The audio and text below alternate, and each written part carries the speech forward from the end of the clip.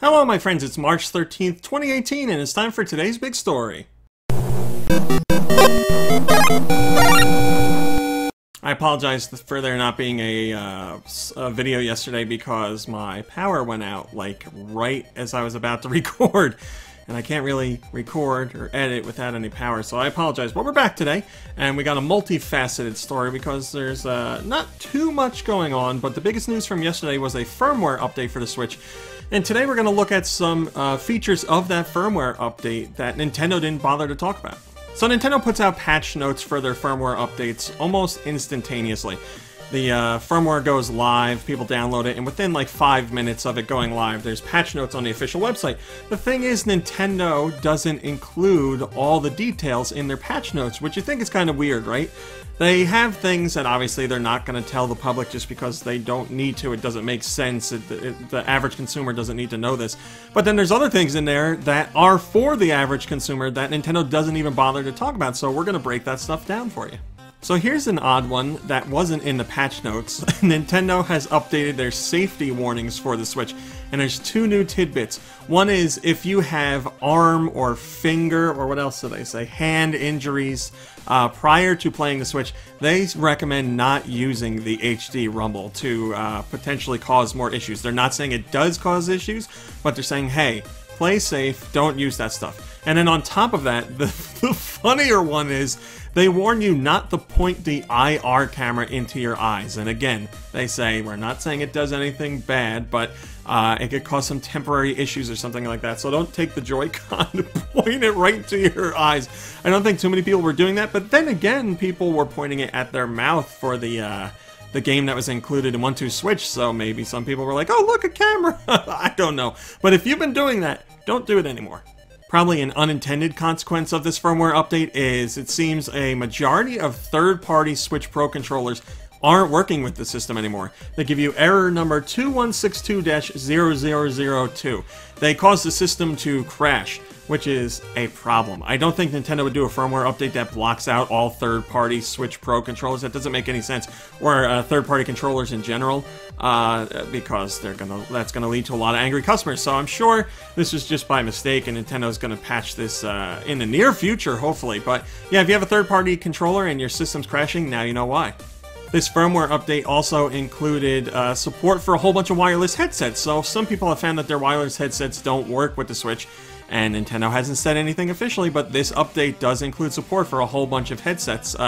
One in particular is the Logitech G933 wireless headset, but it's not the only one. There's been other people who have headsets that didn't work prior to the firmware update, but do work now. So the best thing I can tell you is plug in your headset into the Switch and see if it works. The Switch itself got a firmware update, but on top of that, the Joy-Cons have an update available as well. And again, Nintendo didn't bother to say anything about it. You're going to have to go into the system settings, and then I think it's something like controllers and sensors, something in there. You go in and you activate that, and your Joy-Cons will be updated. Now, what does the Joy-Con update do?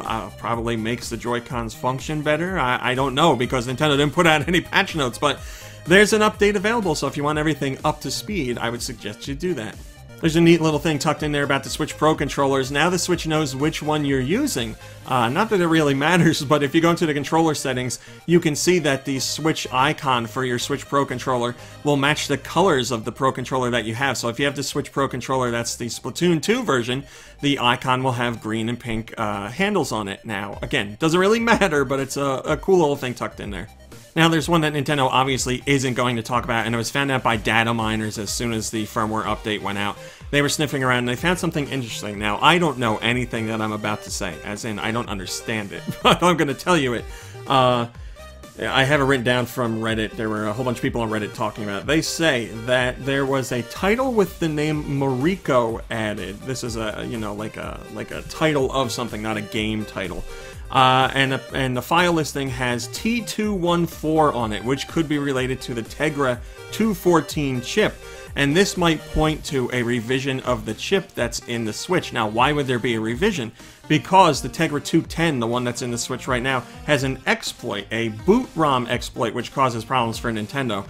So, the new Tegra chip would do away with that. Now, this is just speculation, obviously. Nintendo hasn't said anything about it. We don't know for sure that this is what's going to happen, but it'll be interesting to see when people buy future Switch units if they're willing to either let data miners get into their system or open up the system itself. They might see the chip revision in there. So if you're thinking like this is a major revision to give the system more power and better graphics and stuff like that, that's not the case. Or at least it doesn't seem to be the case. If this speculation is correct, it's just to get rid of that exploit.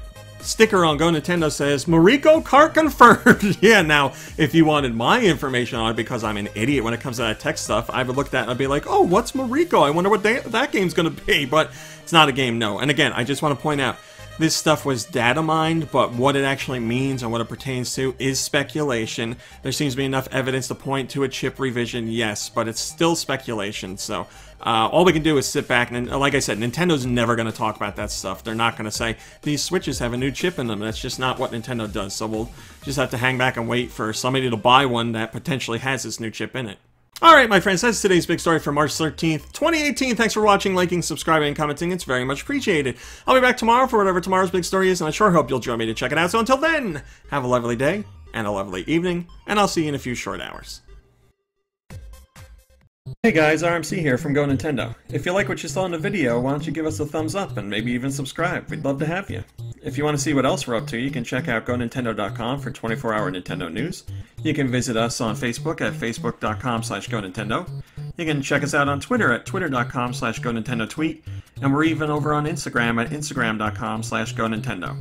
I put all the links in the description just to make it easier for you guys to follow. Thanks a lot.